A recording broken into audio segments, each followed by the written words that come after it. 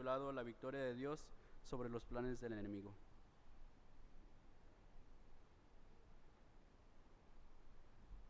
Oremos ante nuestro Dios. Dios, en esta hora hemos leído tu palabra, Señor, y confiamos que tú nos iluminas por medio de tu palabra que es santa y bendita. No rogamos, Señor, por tu palabra, sino rogamos por nuestra vida, que pueda entenderla, comprenderla, pero sobre todo, Señor, ponerla por obra, Señor, que podamos confiar que por todo plan del enemigo, Señor, que quiera levantarse contra nosotros, Señor, tú nos guardarás en completa paz, aquel cuyo corazón en ti confía. En el nombre poderoso de Cristo, Señor, sea obrando tu palabra en nuestros corazones para entenderla, comprenderla y vivirla. En Cristo Jesús, amén.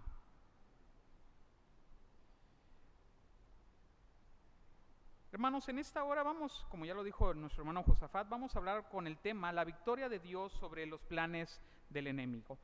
Antes de comenzar, o para comenzar, mejor dicho, creo que ya lo he mencionado en otras ocasiones, pero hay un libro que a mí me gusta mucho y se me hace muy bueno, que se llama Cartas del Diablo a su sobrino.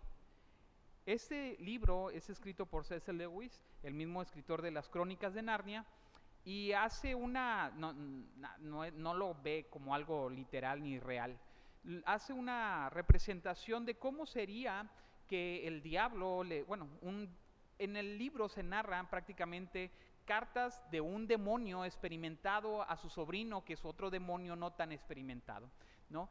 Y las cartas giran alrededor de lo que le dicen ellos un paciente. Un paciente en el libro se refiere a un creyente, o bueno, desde no ser creyente hasta ser creyente.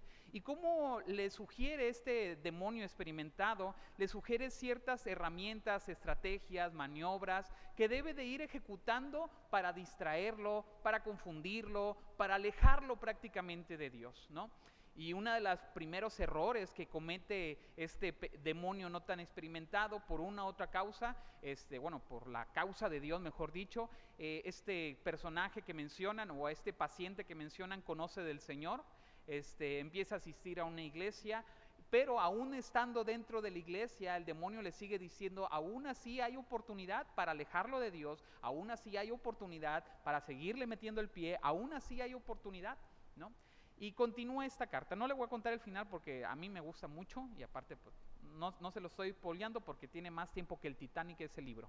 Pero lo que sí es que se lo recomiendo ampliamente. Pero lo menciono esto porque el diablo, como lo hemos dicho en otras ocasiones, hay tres enemigos principales en la vida de todo creyente. Una es el diablo, las huestes celestiales de maldad, como lo menciona. Otro es el mundo y otro es nuestros pecados, ¿sí? Nuestra concupiscencia, los deseos de nuestra carne. Estos tres enemigos siempre están buscando trabajar para arrastrarnos o separarnos del Señor, ¿sí? De una u otra manera.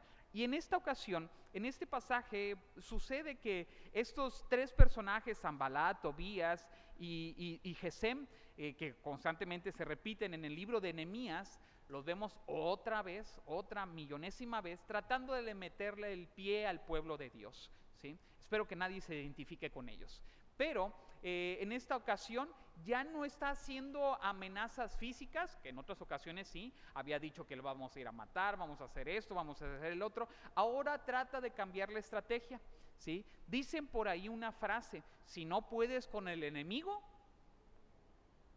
fuera la Biblia mejor, para que ahí estuviera, ¿no? Para que si no la supiéramos. Pero sí, dice, si no puedes con el enemigo, únetele, ¿sí? Y estos personajes pareciera ser que hacen algo parecido, de manera más amable, por así decirlo, entre comillas, tratan de hacer ciertas estrategias, maniobras para distraer, para confundir, para alejar a Nehemías de esta gran obra. De hecho, en este pasaje lo que quisiera que pudiéramos entender son tres cosas, tres maneras distintas de cómo los enemigos tratan de frenar la obra de Dios. Tres maneras distintas en las cuales los enemigos tratan de frenar la obra de Dios y cómo el Señor responde ante estas tres maneras diferentes. Recordemos, Cristo mismo le dice a Pedro que ante la iglesia ni las puertas del Hades, dice, prevalecerán. ¿Contra quién?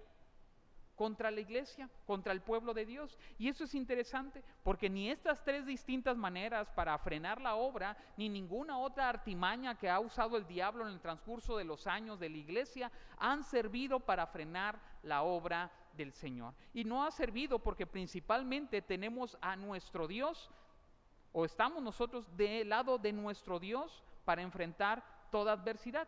La primera manera en que los enemigos tratan de frenar la obra del Señor y cómo el Señor responde es esta. La vamos a encontrar en los primeros 4 versículos, si usted me sigue con su vista. Algunas partes voy a ir leyendo, y es: los enemigos buscan distraer, pero Dios nos sostiene trabajando. Repito, Sanbalat, Tobías y Gesem eran los enemigos conocidos durante toda esta obra y constantemente buscan frenar la obra del Señor.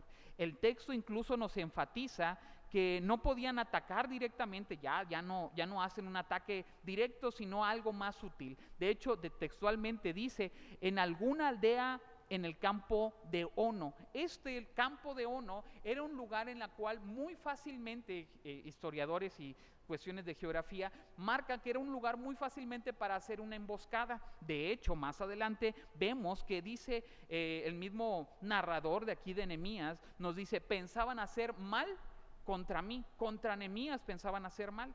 Entonces, lo primero que vemos, que incluso es notable la insistencia, porque nos dice que 4 veces constantemente le habían dicho a Nehemías: vamos a reunirnos en el campo de Ono, vamos a platicar, vamos a charlar. Pero Nehemías contesta: yo hago una gran obra y no puedo ir, porque cesaría la obra, dejándola yo para ir con nosotros. Nehemías entiende, en esa primera estrategia, Nehemías entiende que estos personajes lo que buscan es distraerlo de lo que él ya estaba realizando, ¿sí? De la obra en la cual él ya estaba trabajando, ¿sí? Y una de las formas en las cuales dijeron: bueno, ¿cómo podemos frenar la obra? Vamos a distraerlo, vamos a traerlo acá. Probablemente iba a haber una emboscada. De hecho, ahí nos dice el narrador que pensaban hacer mal en contra de Nehemías. Pero ¿a qué nos lleva esto? Primero, nos lleva a recordar cómo en la vida de nuestro Señor Jesucristo, incluso en Marcos 8:33, cuando Jesús está hablando de que va a morir, que va a resucitar, pero llega un momento en el cual Pedro se le acerca: Señor, no hagas esto, ¿no? ¿Y qué le dice nuestro Señor Jesucristo? Apártate de mí, Satanás. ¿Por qué? Porque Jesús entendió claramente, bajo el discernimiento de Dios, de ser Dios, que lo único que quería el diablo era distraerlo de su obra, de la obra redentora de Cristo, ¿sí? De no hacer esto para la salvación de nosotros. Ahora, ¿por qué esto es importante? El diablo sigue usando las mismas estrategias hasta el día de ahora y busca distraernos a nosotros, ¿sí? Y entre muchas otras formas de distraernos, creo yo, entre muchas, por mencionar una de las tantas formas en las cuales busca el diablo distraernos, yo estoy con reservas, pero muy, muy creyente de esto, que en muchas ocasiones, y hay hermanos en Cristo que están muy agobiados porque dicen: hermano, no me la dicen porque ya saben que los voy a ahorcar, yo creo, pero de repente dicen cosas como: es que, hermano, pasa un espíritu, o pasa la Llorona, o pasan los ovnis. Yo sé que somos de Tampico y Madero estamos casi igual, dicen que los ovnis acá en la playa, pero verdaderamente hay tantos temas parecidos a ello que no están bajo un fundamento bíblico, no tienen una razón de ser bíblicamente, pero muchas personas buscan distraerse plena y completamente con estos temas. Por dar otro ejemplo, allá en la ciudad de Nuevo Laredo, un lugar súper tranquilo y con nada de situaciones difíciles, las personas vivían día y noche recordando y sabiendo de todo lo que pasaba en la ciudad, de acontecimientos de violencia, del crimen organizado y otros aspectos más, ¿no? ¿Por qué lo digo? Porque podía platicar yo con algunas personas y toda su conversación giraba alrededor de ello. Hermanos, yo entiendo que las situaciones difíciles nos agobian verdaderamente, y cuando nos agobian, de eso es de lo que más hablamos constantemente. Pero algo que debemos de recordar: por encima de toda cosa, debemos de entender que Dios nos guarda, que Dios nos cuida, que Dios nos protege y que Dios está con nosotros, ¿sí? ¿A qué voy? por más cosas que quiera venir el diablo a distraer nuestra vida, nuestra mente, nuestro enfoque en la palabra de nuestro Dios, debiéramos de apartarnos de todo ello para concentrarnos en el Señor. Otra de tantas cosas a las cuales nosotros podemos entender algo, recordando esto, ahorita en la escuela de formación cristiana, nuestro hermano Luis estaba dando la clase y había un tema en particular que hablaba sobre la idolatría. Y una de las formas, una de tantas preguntas, porque hay bastantitas preguntas sobre ello, para identificar cuáles son los ídolos de nuestro corazón, es preguntarnos, bueno, ¿en qué gasto más mi tiempo? ¿Sí? ¿En qué paso más mi tiempo? ¿Sí? Y puede ser una de las formas, una de tantas formas de preguntarnos cuáles son los ídolos de mi corazón. Algunos, y los más jóvenes, podrán decir en el celular, lo agarro el celular desde la mañana hasta la noche y puedo pasar horas. ¿Sí? Algunos podrán decir la televisión, otros las novelas de Netflix y cuántas cosas más, ¿no? Pero a lo que voy es que cuando nos ponemos a pensar qué es algo en lo cual desgasto mi tiempo, mi dinero, mis fuerzas, eso muy probablemente, no lo aseguro, pero muy probablemente se acerca a los que son los ídolos de nuestro corazón. ¿Sí? A lo mejor no eso, sino lo que me hace sentir el bienestar, la apatía o las diferentes cosas que me hagan sentir. Tales cosas se vuelven el ídolo de nuestro corazón y se vuelven distractores de lo que es Dios. Yo le pregunto, ¿usted ha pasado el mismo tiempo en el celular como en la Biblia? ¿O usted ha pasado el mismo tiempo viendo una serie de no sé cuántos maratones se avienta en un solo día? ¿Se ha aventado un maratón de la Biblia? No sé, ¿no? Si fuera así, yo creo que otra cosa fuera, ¿verdad? Otro gallo nos cantaría. Pero a lo que sí voy con ello, hay muchos distractores, sumamente muchos distractores. ¿Sí? De hecho, un estudio emplea esta cuestión del uso del celular o de la Biblia física para poder estudiar la palabra y llega a la conclusión que no existe un proceso cerebral completamente diferente a leer la Biblia, literalmente leerla en el libro físico, a leerla en el celular. ¿Por qué? Porque normalmente en el celular tenemos muchos distractores que podemos distraernos de un momento para otro muy fácilmente, y en este libro, pues a menos que nos encontremos algo muy sobresaliente fuera de la Biblia, pues nos distrae fuera de esto, ¿no? Pero siempre y cuando usted no use la Biblia como carpeta, pues es más fácil concentrarnos aquí, ¿verdad? Repito, muchos distractores hay para ocuparnos o desenfocarnos de la palabra de nuestro Dios, pero algo que debemos de tener claro para poder estar concentrados en la palabra, para poder estar concentrados en la obra del Señor, es entender qué es lo que estamos realizando. No sé si me explico. Nehemías dice, yo hago una gran obra y no puedo ir porque cesaría la obra dejándola yo para ir por vosotros. Y esto es clave para no distraernos. Cuando usted y yo entendemos que lo que hacemos es servir al Señor y es servir en una gran obra, las demás cosas las vamos a ver como distractores.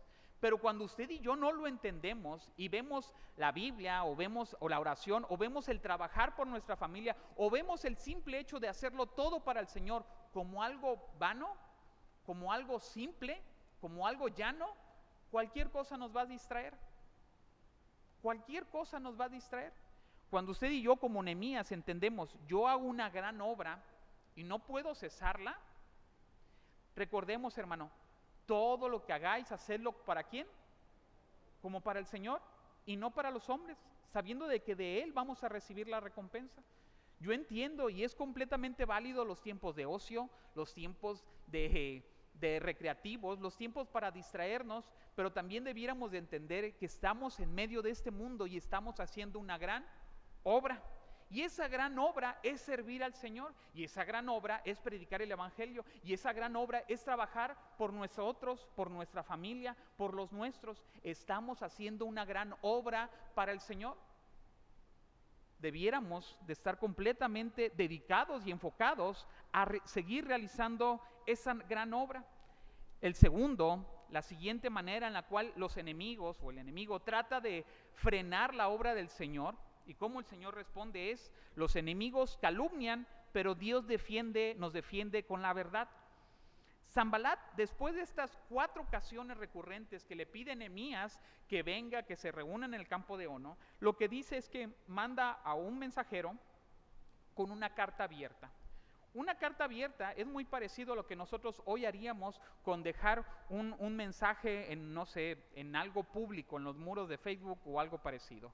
Era otra forma de andar hablando, diciendo, esta carta va para Nehemías y esta carta le dice a Nehemías tal cosa. Y todo el pueblo y todas las demás personas se enteraba de lo que decía esa carta. Vaya, no era un mensaje privado, era un mensaje en el cual toda la gente se enteraba de lo que decía esa carta. Y esa carta precisamente hablaba tratando de meter desconfianza en los demás, tratando de meter desconfianza incluso en el rey Artajerjes, que era el rey de Siria, que había permitido que Nehemías fuera. ¿Por qué? Porque decía que Nehemías quería hacerse rey de Jerusalén, ¿sí? Que solamente vino a reconstruir los muros para hacerse rey. Y esto es completamente mentira. Ahora, ¿qué es lo primero que hace Nehemías? Le dice, Señor, dame paciencia, porque si me das fuerzas, ¿lo mato? No dice eso, pero sí dice que Nehemías lo primero que hace es niega completamente lo que esta carta afirma. De hecho dice, no hay tal cosa como dices, sino que de tu corazón tú lo inventas. E incluso después de eso lo que hace es orar. Y continúa diciendo, fortalece ahora mis manos. Mientras el enemigo busca delimitar con calumnias, Nehemías busca la fortaleza en Dios. No depende de su propia reputación, sino de que el Dios conoce toda la verdad.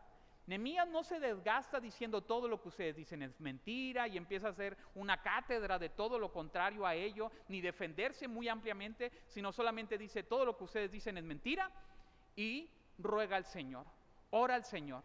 Y no ora al Señor incluso, eso es interesante, no ora y le dice cállales la boca, no, ni nada parecido, sino que simple y sencillamente sí dice el Señor, fortalece ahora mis manos. ¿Para ahorcarlo? No, para ahorcarlo no, aunque a nosotros sí quisiéramos eso, ¿verdad? Cuando nos dicen cosas a nosotros, lo que dice es fortalece mis manos, ¿para qué? Para trabajar en la obra, ¿sí? Volvemos a lo mismo. Por más otro distractor que es levantar calumnias, no lo distrae de la obra principal, que era la que estaba haciendo Nehemías. Volvemos a lo mismo, hermanos. A nuestro Señor Jesucristo le levantaron calumnias. Fue acusado de blasfemo, fue acusado de estar endemoniado o ser príncipe de las huestes demoníacas. Hasta querían usurpar la autoridad, a pensar que quería usurpar la autoridad del César. Aún siendo inocente, guardó silencio en frente de sus acusadores, guardó silencio. Nosotros también, ¿verdad?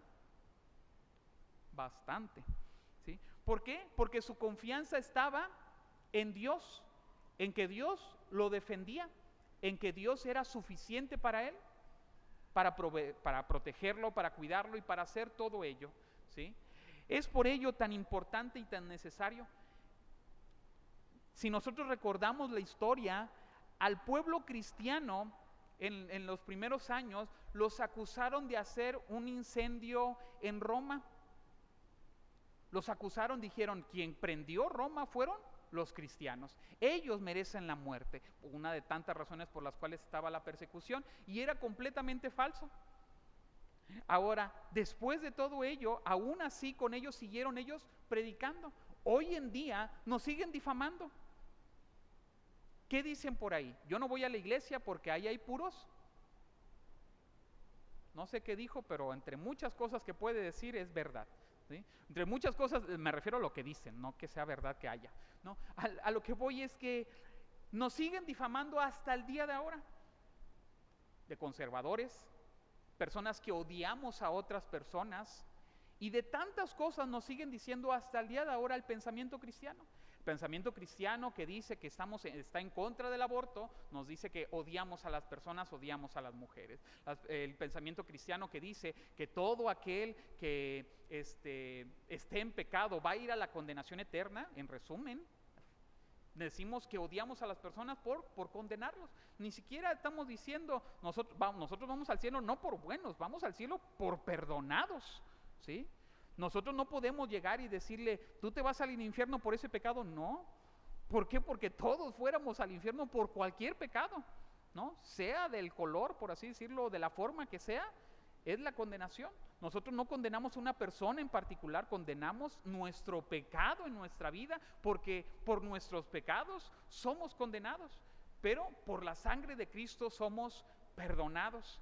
Ahora, hermanos, ¿a qué voy con todo ello? A pesar de todas las calumnias que se sigan levantando y se seguirán levantando en contra de nosotros, dice su palabra, ni las puertas del Hades prevalecerán contra ella, contra la iglesia. Y esa palabra es fiel hasta el día de ahora. Dios sigue ayudando a prevalecer a su iglesia hasta el día de ahora, porque Él es quien nos sostiene, quien nos guarda, quien protege a todo su pueblo. Entonces, con todo ello podemos decir, Dios protegerá y guardará la verdad en nuestra vida para sacarla a relucir. También, la última manera que vamos a ver, tercera y última, de cómo los enemigos tratan de frenar la obra del Señor y cómo el Señor responde, es: los enemigos engañan, pero Dios preserva la fidelidad de los suyos. En estos últimos 5 versículos, del verso 10 al 14, nos dice que el último intento de Samaías es usar a una profetisa, un supuesto profeta llamado Semaías.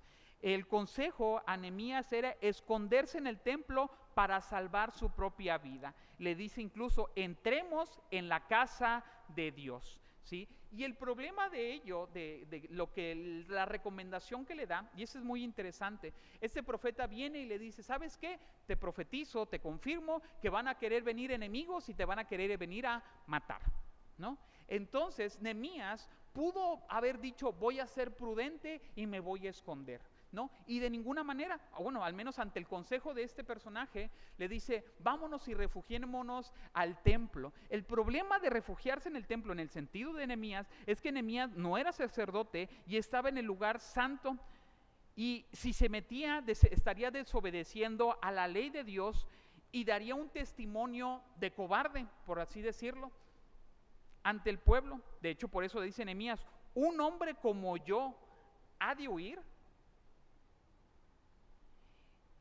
¿Y quién que fuera como yo estaría en el templo para salvar la vida?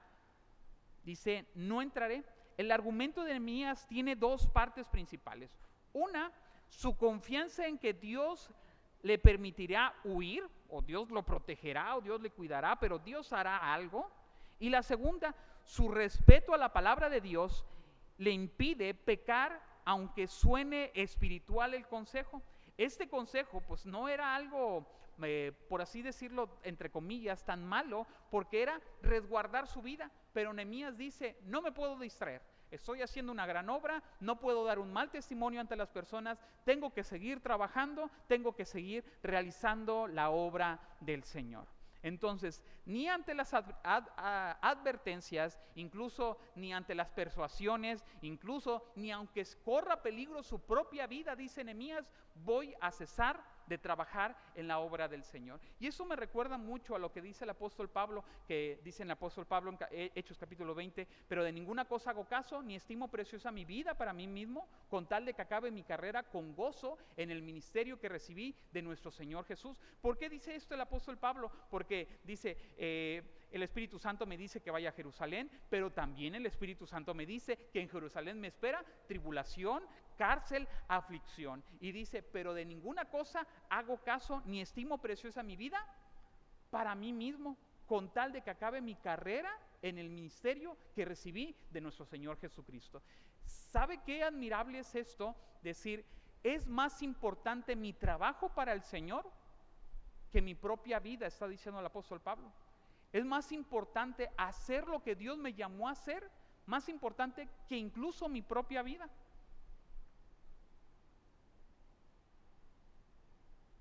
Y esto nos llama la atención. Bendito Dios, aquí en México no hay tanto, por así decirlo, o al menos aquí en nuestra región no tan marcado, lo que es la persecución física en contra de los cristianos.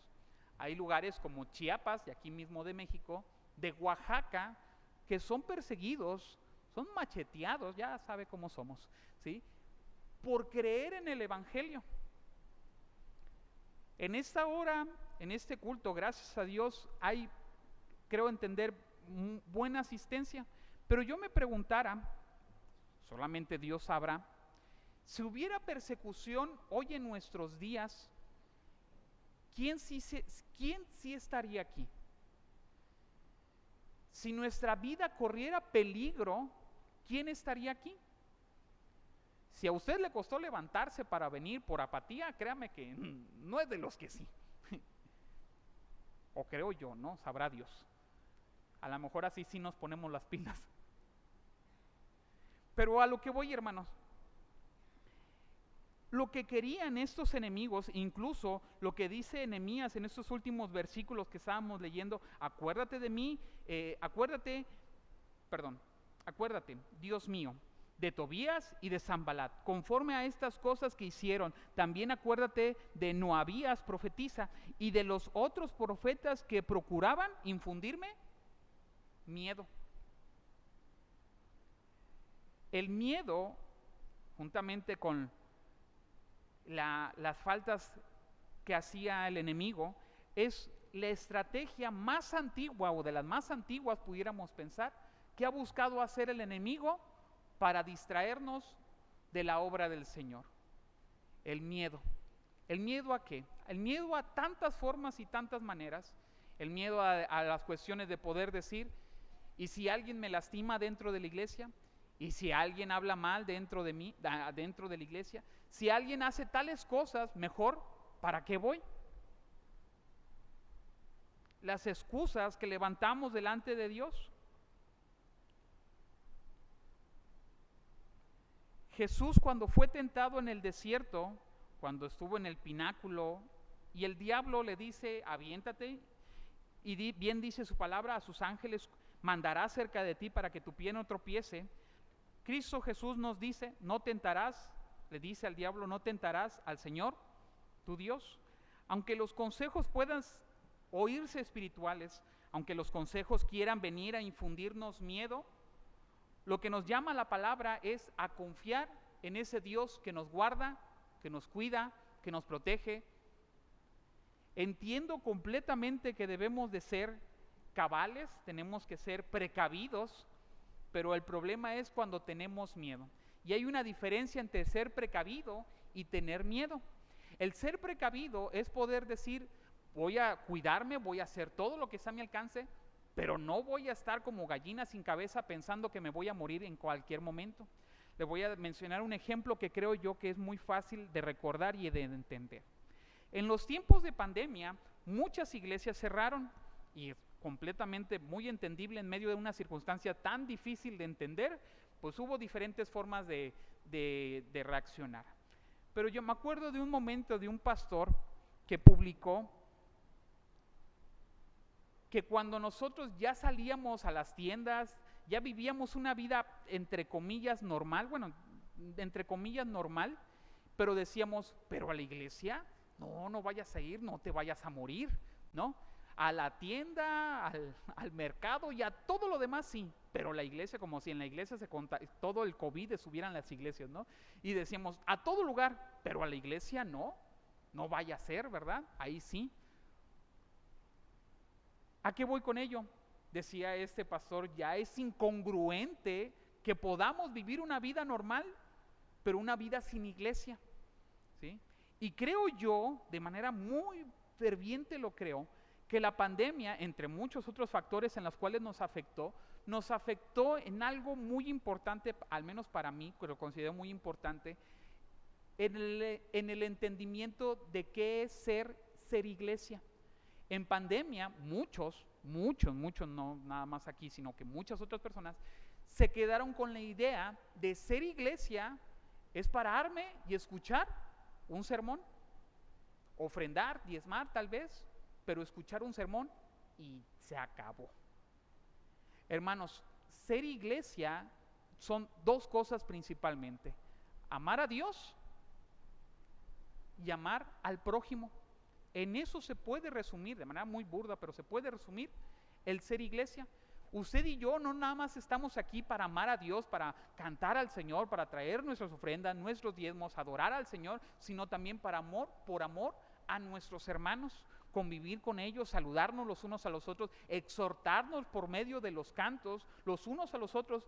Eso es ser iglesia. Y ser iglesia no lo hacemos solamente aquí adentro, sino lo hacemos en todo momento, en todo tiempo. En nuestras casas oramos los unos por los otros, o quiero yo pensar que sí. Nos preocupamos los unos por los otros, nos perdonamos los unos a los otros. No solamente somos iglesia aquí, sino en todo tiempo y bajo todas circunstancias. Por eso repito lo mismo, hermanos.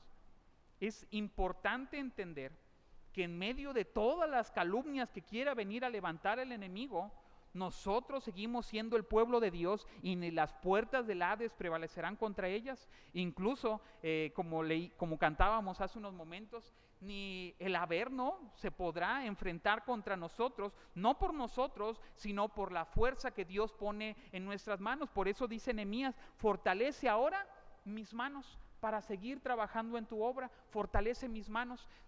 Ruego en esta hora al Señor, después de haber entendido tres cosas, decíamos, el enemigo conspira para distraernos, pero Dios sostiene a sus siervos. 2, el enemigo busca calumniar con mentiras, pero Dios defiende con la verdad. Y 3, el enemigo engaña, incluso nos busca infundirnos miedo falsamente, pero Dios preserva con fidelidad a cada uno de los que son su pueblo. Con eso en mente, hermanos, entendamos algo: Cristo también sufrió igualmente que nosotros. Cristo también fue tentado. Cristo también, el diablo buscó también detener la obra de Cristo, pero ninguna de estas cosas lo pararon. Nosotros podamos confiar, hermano, estamos trabajando en una gran obra y Dios fortalece nuestras manos. Yo le invito a entender cuál es esta gran obra. La gran obra es predicar el evangelio, no solamente fuera de nuestra casa, sino en nuestra propia casa. Predicar el evangelio a los que están en nuestra casa, con nuestra vida, con nuestras actitudes, principalmente a los que son padres, predicarle el evangelio a los hijos. La iglesia no es la responsable principal de la educación cristiana de sus hijos. La educación cristiana de sus hijos, el primer responsable son los padres. Qué bueno que lo dice en susurro y entre dientes, pero sí lo dice y es verdad. Los padres son los primeros responsables, ¿no? Por eso bien dice la palabra en Proverbios: cría a tu hijo con vara y te dará descanso. Si no le da descanso, ya sabe por qué es, ¿no? Para que no se ande quejando de su hijo, ¿no? Significa que usted no hizo buena la chamba, ¿verdad? ¿A qué voy con ello, hermano? Debemos de seguir entendiendo que estamos en una gran obra, en la obra del Señor, predicando el evangelio en nuestra casa, viviendo el evangelio para nosotros, compartiendo el evangelio con los demás, fuera de nuestra casa, a cualquier persona, en todo momento y bajo toda circunstancia. Pablo le dice a Timoteo: predica la palabra a tiempo y afuera de tiempo. Y eso hace una referencia a que en toda circunstancia, en los momentos buenos, en los momentos malos, en la escasez y en la prosperidad, bajo toda circunstancia, predica la palabra. Prediquemos la palabra, recordemos que estamos en una gran obra, en la obra del Señor, y sigamos predicando la palabra a toda persona. Y que Dios, solamente Dios, como dice su palabra, fortalece ahora mis manos. Que podamos mirar a Cristo y podamos decirle al Señor: fortalece nuestras manos. Y si hubiere alguien aquí sin Cristo, déjeme recordarle algo. En la palabra de Dios, a todo aquel que no confía en Cristo como Señor y como Salvador, entre varios adjetivos que les dice, entre varias formas de nombrarle, les dice que son enemigos de Dios. Todo aquel que no confía, que no descansa, que no cree en Dios como Señor y como Salvador, lo describe como un enemigo de Dios. En otras palabras, en esta historia, usted no piense que está del lado de los buenos. Si estamos sin Cristo, en esta historia, si nosotros nos quisiéramos ver representados, si una persona sin Cristo es aquel que es lo mismo que Gesem, Sanbalat y Tobías que mencionan aquí, aquellos que buscan hacer oposición al pueblo de Dios. Y podrá decir alguno, yo no soy oposición porque a mí no me importa, no es ni bien ni para mal la iglesia, simplemente vengo porque vengo. Pero la palabra de Dios nos ayuda a entender que hay de dos. Jesús le dice a los fariseos, ustedes son hijos de su padre, el diablo, les dice, diablo. Les dice a los fariseos mismos, ¿sí? Y aquí en la palabra de Dios nos ayuda a entender, o somos hijos de Dios o somos hijos del diablo y no hay más. Y usted no nació en maceta, o somos hijos de Dios o somos hijos del diablo y punto, ¿no? Entonces la pregunta para nosotros seríamos, realmente, ¿soy hijo de Dios? Dice la palabra que su espíritu, el Espíritu Santo, nos hace entender a nuestro espíritu de que somos hijos de Dios. El Espíritu Santo de Dios nos hace entender a nosotros, de cada uno en particular, no es chismoso como nosotros, nos hace que soy hijo de Dios. Y usted debiera de preguntarse, Señor, ¿soy tu hijo? ¿Verdaderamente soy tu hijo? Tal vez cabezón, terco, testarudo y un millón de cosas, pero ¿soy tu hijo? Y verdaderamente solamente Dios podrá ayudarnos a entender si somos o no somos. Porque recordemos, en aquel día, dice, muchos me dirán, Señor, Señor, en tu nombre echamos fuera demonios, hicimos esto, hicimos el otro. Dice, apartados de mí, hacedores de maldad, nunca os conocí. Yo le pregunto, y pregúntese usted, y no me conteste para que no se exhiba. ¿Verdaderamente somos creyentes? ¿Verdaderamente le pertenecemos al Señor? No le digo que sea perfecto, porque perfecto nadie es. Pero pregúntese usted, ¿realmente soy hijo de Dios? ¿Realmente le pertenezco al Señor? Y si le pertenezco, ¿qué frutos son los que me distinguen de pertenecerle al Señor?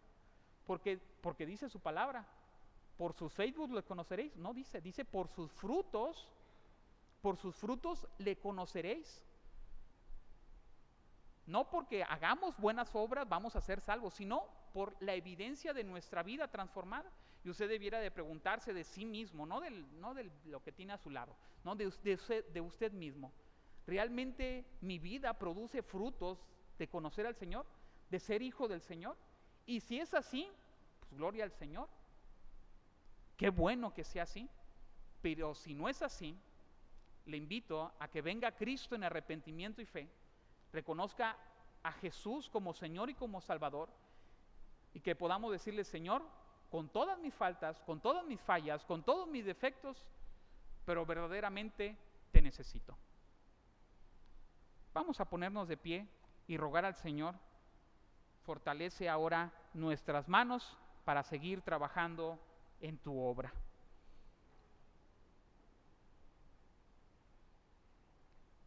Dios, en esta hora hemos predicado tu palabra.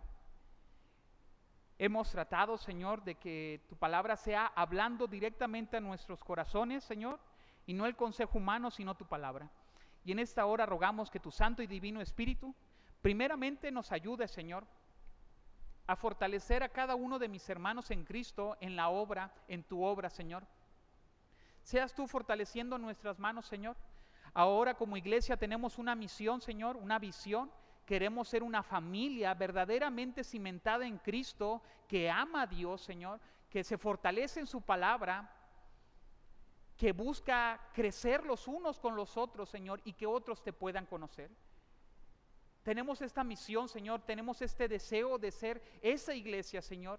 Te rogamos que a cada uno de nosotros fortalezcas nuestras manos, Señor, para verdaderamente ser una familia en ti.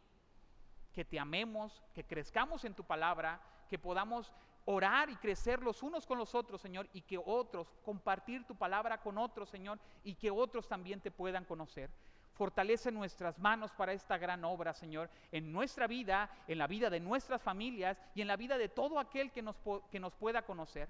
Pero también si hubiera alguien aquí sin Cristo, Señor, si hubiera alguien aquí que se ha engañado tal vez, Señor, por años o por mucho tiempo pensando que es cristiano, Señor, seas tú abriendo los ojos, Señor, y ayudándole a entender la necesidad que tenemos de Cristo, la necesidad que tenemos de ese bendito y amoroso Salvador, la necesidad de podernos reconocer, no por nosotros, sino por tu Espíritu Santo, hijos tuyos, Señor, y que en el nombre poderoso de Cristo, Señor, podamos entender la gran necesidad que tenemos de ti, el único Dios viviente, el único que nos llevará a los brazos de nuestro precioso Dios y Salvador para ser perdonados, amados y restaurados. En el nombre poderoso de Cristo te damos gracias, bendito Dios. Amén.